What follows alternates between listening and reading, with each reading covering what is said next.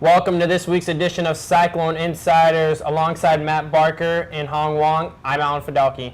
So this past weekend, guys, Iowa State traveled down to Stillwater to take on the Oklahoma State Sooners. Unfortunately, they were not able to come away with a victory as they fell to the Cowboys. That is 20-37. So real quick, Hawn, what stood out to you in that first quarter? How Iowa State, not known for their defensive prowess, can go into Stillwater and make that game relevant. A lot of people didn't think Iowa State could even hold them, a few drives, but that whole first quarter, Iowa State held them to 0 points. That second quarter, we held them on their first two possessions, and then eventually Iowa State held them to 2 field goals. So really just their defense going in there. OK State ranks number 1 in the Big 12 in scoring with 40 points a game. So just, a great defensive stance. Matt, would you have to agree that defense was something that stood out to you, or are you going a different route? No, I definitely keeping the score at 6-13 at halftime. I mean, I'm sorry, you're talking first quarter, so 3-6 then, 3-6. So I mean, having 2 field goals, that's a good way to start for the defense. I mean, they've continued to improve every game. So I mean, that's going to be pivotal to being able to win games this year. Yeah, I agree with you guys. Defense is really key. No one scored in that first quarter, and anytime you can hold any team to 0 points in the first quarter is a pretty big deal. Iowa State failed to score, which they failed to score on the road against Iowa as well. And anytime you're in the Big 12, you got to score. You got to put up points. And also, a couple things I noticed: they got to Oklahoma State's 40-yard line twice. They got to their side of the field twice, and they couldn't come away with points. And you have to in the Big 12. You got to put up points. And another one was Martinez Syria. He ran for a first down on 3rd and 1. That's a reason why we took the red shirt off him, to come in those short down situations, because he's a big back. And then the next time they get a 3rd and 1, they go for a pass and they punt. I thought that was a poor call on Mangino's part. And then another note that off an interception by Sam Richardson, which I said they needed to create turnovers last weekend, they don't capitalize, and they only get 6 yards, and they started at Oklahoma State's 46-yard line. So they just had chances to put points on the board, and they just couldn't. So after the first quarter, Oklahoma State ties it up with a pair of field goals after Iowa State gets on the board as well with a couple pair of field goals.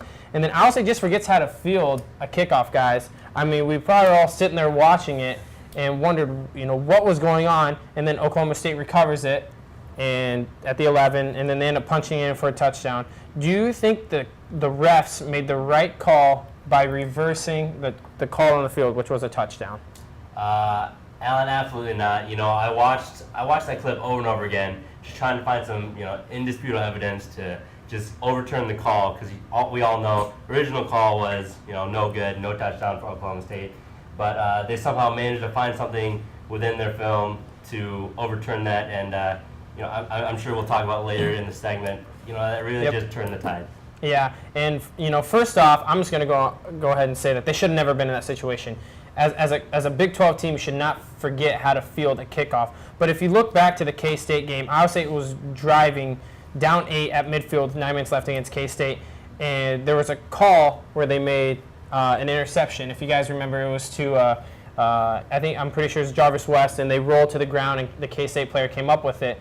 And just because he came up with it, they called it an interception. So, and they went back and said there's no conclusive evidence, which I agree there's no evidence to overturn that. So I'm thinking, in this point, there was no goal line camera at all. It was 2 yards into the end zone a little bit, so it skewed it to the point that it looked like it was in. So in my mind, there's no indisputable evidence. There's not enough evidence to be able to overturn that, and yet they do. And I just thought that, and so instead of Iowa State going into halftime 6-6 after having essentially a meltdown and being able to stop them on the goal line, they go in down 6-13, and Oklahoma State getting the ball after half, which is a huge momentum swinger. So, I mean, Matt, are you going to ride the bandwagon and say that was a terrible call in overturning that? Yeah, just you drilled the nail on the head.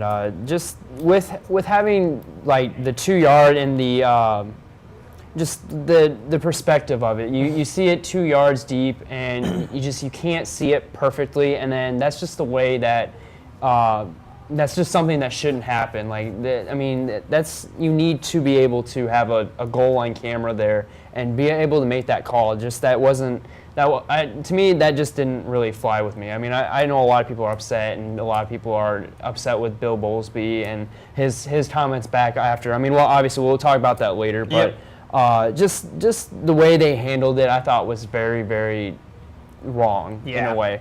Yep, we'll get into it later about the calls that should have gone Iowa State's way later in the second half. But real quick, guys, like I touched on earlier, Oklahoma State takes the lead 13-6.5, getting the ball after halftime. So what did you guys notice in the first half, either on the Oklahoma State side or on the Iowa State side? Barker, we'll start with you. Oklahoma State just controlled the tempo. They did what they wanted to do.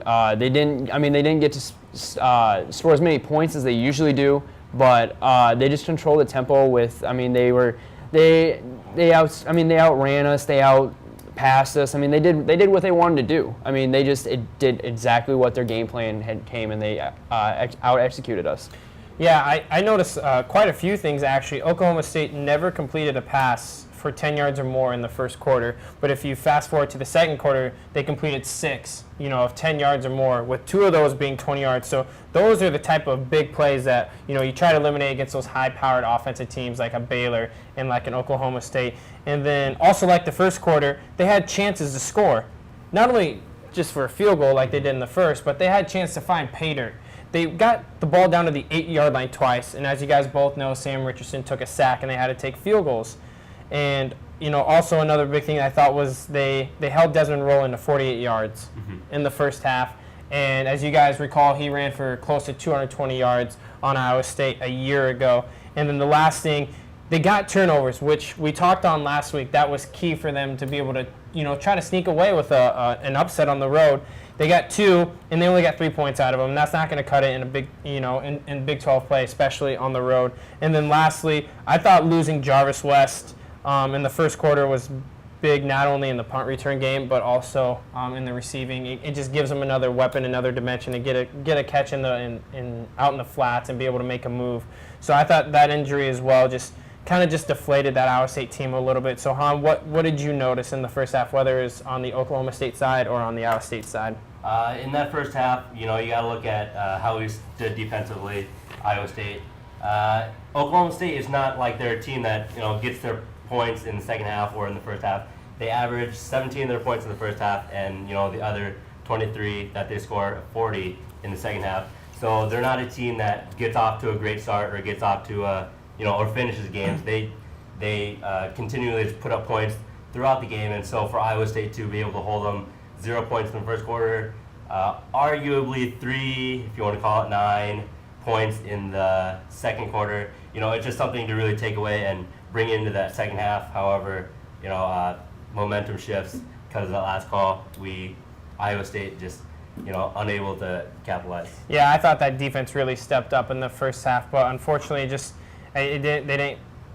weren't able to carry it over into the second half. So we're just going to real quick, guys. What did you guys notice offensively and defensively in the third quarter that you thought was kind of key to Iowa State kind of losing sight of possibly pulling away with an upset? In that third quarter, we were looking at Iowa State got out to, they got the ball first, but in that third quarter, obviously, Iowa State, again, lost a fumble, and, Oklahoma State got the kickoff, and they were able to return that in the very beginning of that third quarter for a touchdown, and obviously that momentum swing really hurt Iowa State. They went in the locker room with their heads down because of that call, and just coming out as Oklahoma State to return that kick was just another strong hit. Yeah, you hit it really good actually. That that kick return for a touchdown to start the third quarter just kind of deflated. I would say as it's almost like kicking them while they're down, as if they weren't upset about the call before half. They come out and they allow a touchdown to go to the house. But honestly, I thought defensively the key thing was losing Drake Furch in the linebacker core. Okie State lost a right tackle in the first series, and you saw Wally Burnham start dialing up some pressure, mainly in the second quarter with Drake Furch, and he was getting, to Dax Garman, and then especially in passing situations. And then Iowa State also defensively, it seemed like once he went out and Drake Furch, they couldn't get stops almost. Okie State, they couldn't stop them 4 times on 3rd and short, which is under 5 yards on 2 possessions, and 3, the third one extended the drive and gave up a 40-yard touchdown pass on a 3rd and 1. That's inexcusable. That touchdown pass came on Nigel Tribune. And to me, guys, I think everyone talked about how good he was last year. He's in his, what everyone calls a sophomore slump in sports. He's just not performing very well. Yes, he had an interception in this game, but it was a poorly thrown pass by Dax Garman. And he's just having a slump, and he's just not producing as much as he should have last year. So, and then also I thought the offense was virtually non-existent, almost like it was in the first half. In the first half they were actually able to move the ball and be able to put themselves, to put some points on the board as they did with field goals, but they also gave themselves a chance to put it in the end zone.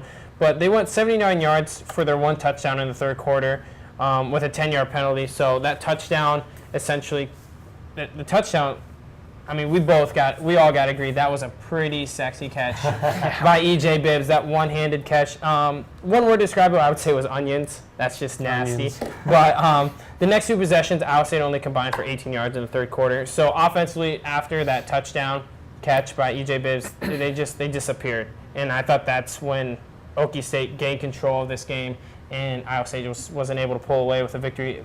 Matt, what did you notice in that third quarter offensively and defensively for Iowa State? Just saying what you just had said. Obviously you can look at all the stats and you can look at everything, the scoring sheets. They only scored twice, and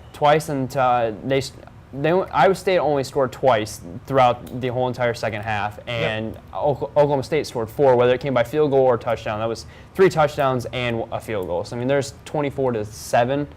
24-14 minus the garbage. Minus the garbage time. So that's 24 points to 7. That's something that needs to be changed. The defense played they did. I think they did the most work in the first half, and just having to be able to be on the field for as long as they were. In the second half, you have to put up points. You have to keep the defense into it. The offense needs to produce just a little bit more for that. Yeah, I totally agree with you that the defense is on the field a lot. I think Iowa State actually ended up winning time of possession possibly, but the fact that Iowa State controls time of possession, but they don't put enough points on the board, that means that they're not capitalizing. So, like you said, the game was essentially over when Okie State punched it in the first play in the fourth quarter to make it 37-14. Iowa State, like you said, scored a garbage touchdown with E.J. Bibbs with under a minute left. So the final score, like we said earlier, was 20-37. So real quick, guys, we're going to head to a break, and afterwards we're going to talk about not Paul Rhodes' press conference, but Jamie Pollard's press conference after the game, what he said that cost him $25,000. And then also we're going to preview the homecoming game for Iowa State this Saturday with Toledo.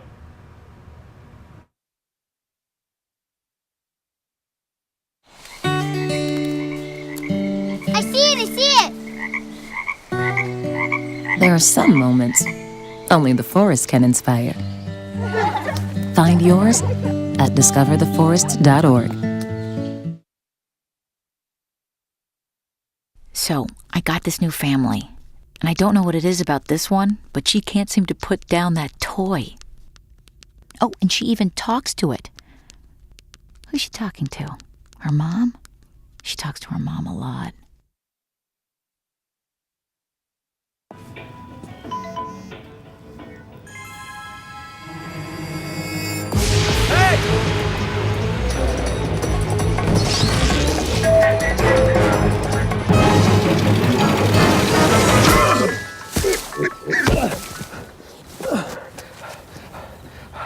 So, same time next week?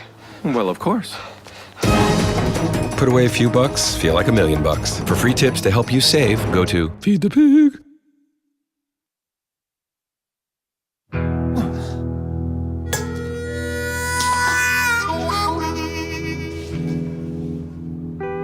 Get caught buzz driving, and you could do some hard time. Craig, knock it off. Sorry, Mom. It could cost you around $10,000 in fines, legal fees, and increased insurance rates. And that could set you back a few years. Buzzed, busted, and broke.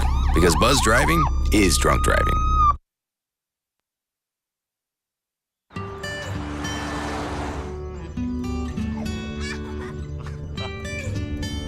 They say that when you're facing extreme danger, your life flashes before you.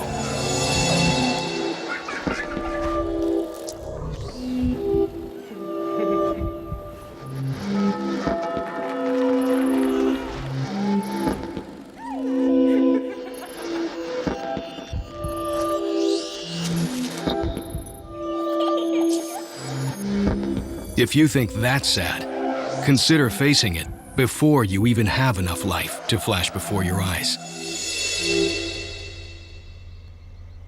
Car crashes are a leading killer of children 1 to 13. Deaths and injuries can be prevented by using the right car seat. Visit safercar.gov/the-right-seat to know what is appropriate for each age and size. Welcome back to Cycling Insider, still alongside Matt Barker and Hawn Wong. I'm Alan Fiddelke. So real quick, guys, before the break, we said we were going to talk about the Jamie Pollard press conference. And just to give you guys a quick rundown if you missed it, Jamie Pollard basically took the podium after the football game against Okie State. And basically, long story short, he basically all but called out the Big 12 refs, which is a no-no. It's against the rules. And he basically said that something needs to be done. That Iowa State, since him and Mr. Paul Rhodes were the lone vote a year and a half ago, that calls haven't been going their way in football and especially in basketball as well. And he took a stand and says something needs to be done. And the Big 12 commissioner, Bill Bowlesby, which ironically is the former Iowa athletic director, handed down a $25,000 fine for his comments. Jamie had to know it was coming, guys. He knew it. He said in this press conference essentially that fine's coming. That's a pretty big fine. That's the biggest fine they've handed down. So you guys heard the press conference. Did you guys like what he said in his press conference, Matt? I liked it. I mean, I won't. The fine. Obviously, like you said, expected. Everything he touched on has been a problem for cycling sports for as long as I can remember. I mean, being a student here, being a fan, I mean, we've had some pretty off calls that usually never go our way. They don't ever seem to change either. Like, they just seem to be blatant and they just seem to be missed all the time. And then obviously we've all seen pictures of the apology wall and just all that fake stuff. Ridiculous. It's just there's four of them that we've gotten actual public apologies. I mean, that's something. I mean, these have been within the past 2 years, 3 years. I mean, couple of years. I mean, couple of years exactly. So I mean, they need to have a little bit more accountability for what they call on the field. Yeah, and for those of you that don't know, the lone vote was everybody in the Big 12 except for Paul Rhodes and Jamie Pollard voted for an extra ref on the football field, and those are the only two that didn't. And that's what he meant in his press conference, that they were the only lone vote. And, I mean, Hawn, he likes it. Do you like it as well? Yeah, absolutely, Alan. What Jamie Pollard did essentially was, put himself out there as the athletic director to stick up for, cyclones around the nation, especially our fans, especially those players and coaches. Like he said in his press conference, these kind of calls and these kind of games cost some people their jobs, their coaching jobs, their official jobs, and it's got to be stopped at some point because Iowa State, they're losing some credibility in the type of play that we have when we aren't able to go out there and play a fair game. So I stand with Jamie Pollard when he says everything that he did, and definitely the right move, even though it's going to cost him a pretty penny. Yeah, he makes $900,000, so I think he could afford it. He's just gonna have to cut back on something. But I absolutely agree with everything he said in that press conference. Even the players and Rhodes yesterday in their press conference were all proud of what he said. And he was right in saying plays haven't gone Iowa State's way in the past year and a half. He said he could think of 3 instances, and those 3 instances were Kansas basketball call. We all know the no call. and Texas on the goal line last year. I was at that game. I was filming it for ISU TV, and I still sometimes go back and listen, and he doesn't blow that whistle until Jeremiah George is on that 5-yard line running the other way with the ball. And then the recent one is obviously the one with K-State, the pylon play. We all know that play. They had to review it, but they didn't. And Jamie Pollard was right in saying that not only do Fox announcers, but ESPN, are supposedly the best in the business, are feeling sorry for Iowa State for essentially getting robbed of victories. Now it's a little extreme to say that Iowa State is getting robbed of victories. You can't say that one call. I mean, you can say it with the basketball play that they got robbed in the Texas as well, because that was late in the game.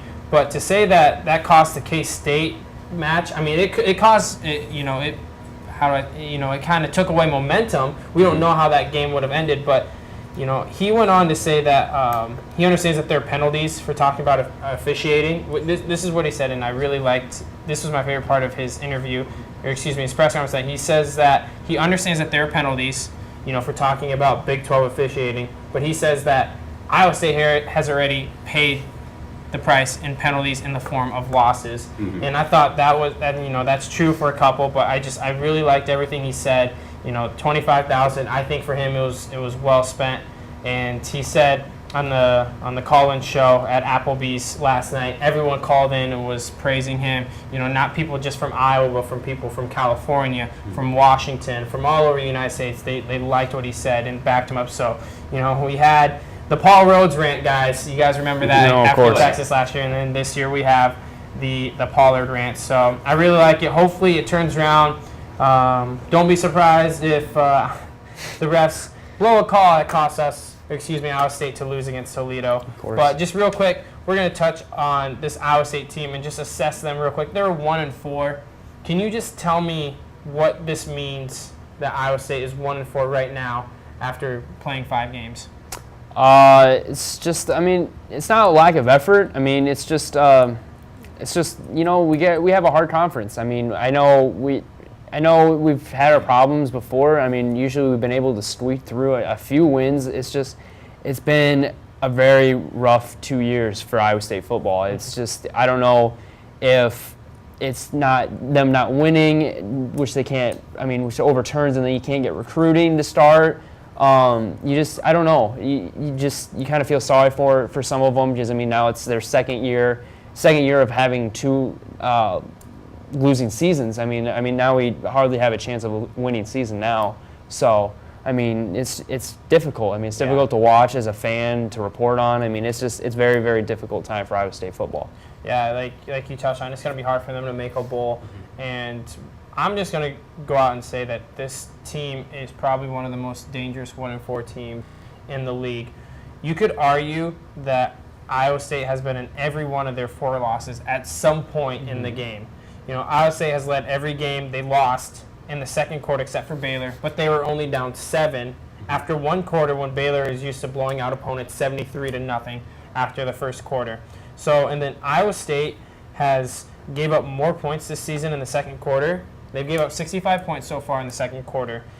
But you combine the first and third quarters, and they've only gave up 63. And we touched on it earlier with the Oklahoma State game. That second quarter is when Oklahoma State kind of just pulled away and was able to secure the victory. So Iowa State just really needs to put together a full 60 minutes of football. And you could see a really good Iowa State team if they do that.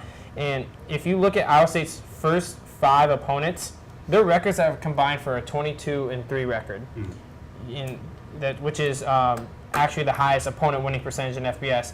And they faced 3 ranked opponents in K-State, Oklahoma State, and Baylor. And then Iowa, they weren't ranked, but they received votes this week to be in the top 25. And then you have their loss against North Dakota State, who is #1 ranked in FCS, and they're 3-time defending national champions.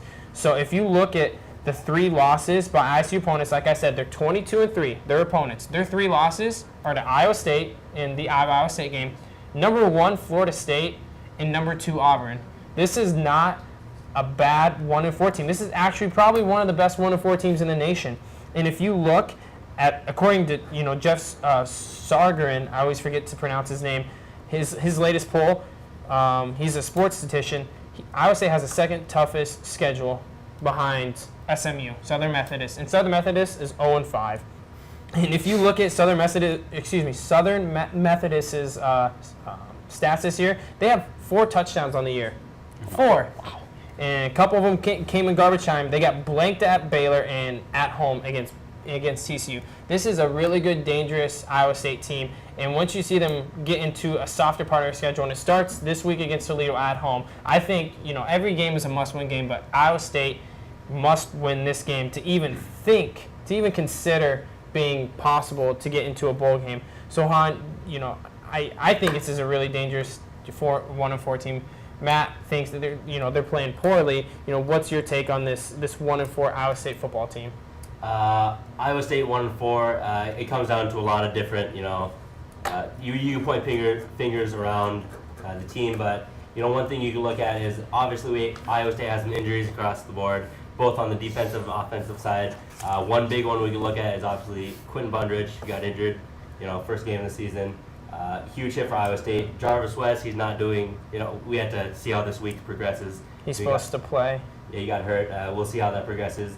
But just another thing that, Iowa State can really look at being 1-4. In a lot of those games, Iowa State didn't utilize a lot of their weapons. E.J. Bibbs this game caught 6 passes, 2 touchdowns. We utilized them, but if you look at other games that we played in, he's not being the all-conference tight end that we need him to be. Either that or he's not getting the kind of looks. So as soon as Iowa State can utilize some of their weapons, open some running lanes, like you said, this is a dangerous 1-4 team. Yeah, they're really, Rhodes got asked the question, why is E.J. Bibbs having a quiet season? And Rhodes flat out told him he's getting doubled. He's getting bracketed. It's hard to get him the touches that he needs and the touches that he deserves to be able to explode, for big games. And you saw it with 6 catches, and that's what Rhodes said. Ideally, he wants Bibbs to get his 6 catches. So, real quick, guys, Toledo, their homecoming opponent, lost their starting quarterback, second game of the year against 24th-ranked Missouri, in the third quarter to a torn ACL. They lost their starting running back, Kareem Hunt, in the first half of the Ball State game. So he's been out for about 2.5 games, and he's questionable for Saturday's game. Toledo is 4-2 with their 2 losses to Missouri and at home to Missouri and at Cincinnati. So real quick, guys, what do you see in this Toledo team that could be a problem for Iowa State on Saturday? Toledo, their offensive line, up front, they're some big boys. Yep. They start 5 seniors, which is in college ball. It's something to be proud of. To have an experienced group up front to run your offense essentially. They're in between 6'3" and 6'8", all of them. Yep. All over 290. They could definitely cause a problem, in the running game or even stopping our pass rushers. Yeah, if you look at the backup quarterback in Logan Woodside, he has thrown for almost 1,100 yards in basically just 4 games of play.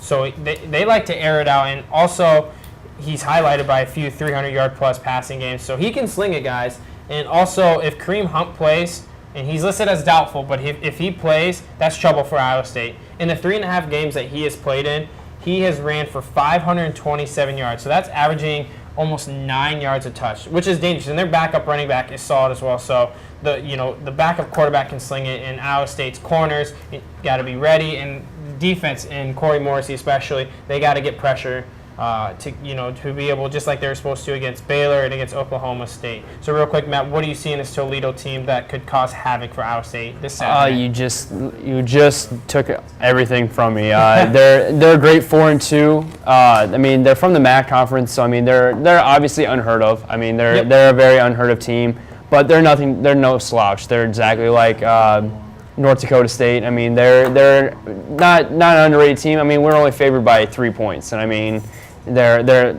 that's just something to be scared about. Yep. 3 points for a home game and homecoming, we should be better than that. But just a quick side note as well, the backup, like you had said, has thrown for 1,100 yards, and Sam has only thrown for around 800. And that just gives you the dangerousness of their quarterback as a backup as well. He's played half the game's amount, and Richardson has played the whole season, and he's thrown for 300 less yards. Yeah. So I think Sam could put up those numbers if Mangino lets him air it out. They need to stop trying to establish this run game. But real quick before we end the show, guys, it's my favorite game to play. We'll start with you, Matt. Toledo wins the game if. Toledo wins the game if. All right. So if Kareem Hunt does happen to play, if he does, then he'll have a great rushing. If he has a great rushing game. So if we have bad rushing defense, just bad defense overall, we need to lock down both Woodside and Hunt, and those would be my two key, just the running back and the quarterback. And I think anything else will be just fine. I think Toledo wins the game if they don't turn the ball over, especially on the road. They have 10 total in 5 games, 7 in the last 3. And they've actually fumbled the ball 14 times this season already. Granted, they've only lost 6, but that's a team that is turning the ball over a lot, and that's something Iowa State is starting to create now.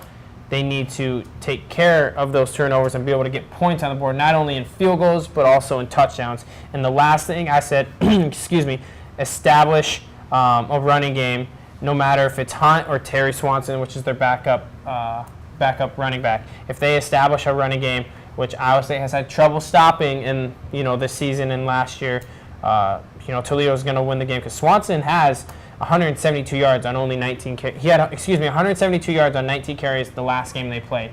So their backup quarterback, can run it. Hunt is just a bigger back at 215 pounds. But if Toledo establishes a run game and doesn't turn the ball over, they're going to walk away, unfortunately, with a victory in Jack Trice Stadium. So Toledo wins the game if.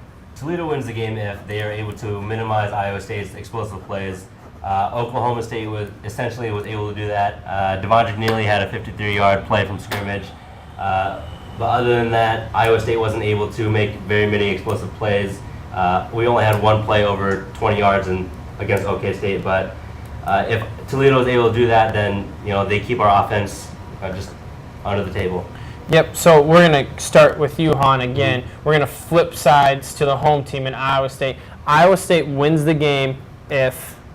you hit on it earlier, Iowa State wins this game if, not necessarily a dish run game, but kind of swing them. Contain it. Yeah, contain it. And then also Iowa State offensively, switch to more passes in their offense. We can only run the ball so much as we have their small backs in Wembley and Neely, but if Sam Richardson's able to consistently get the ball out, sling it to our mini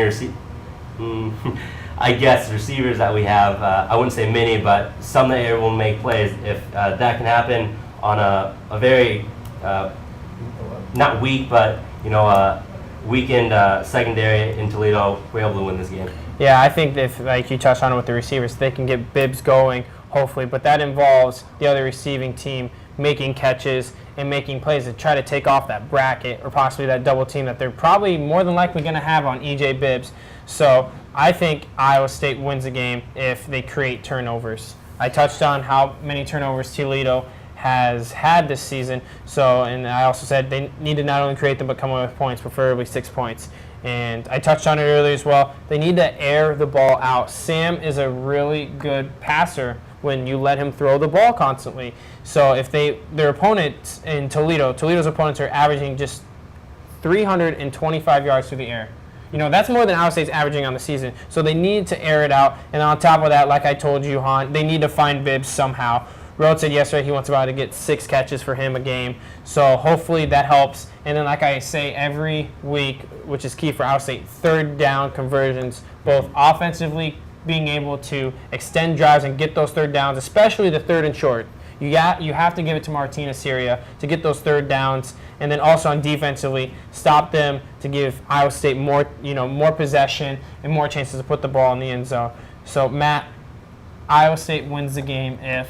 Iowa State wins the game if Iowa State gets defensive stops. Like you said, you don't even need a turnover. Just need to get defensive stops, and you need to be able to get the ball in Sam's hands. Like you said, they need to go to more. I believe I'm 100% with you on the air attack more. We need to have Sam throw. He needs to get in a better rhythm.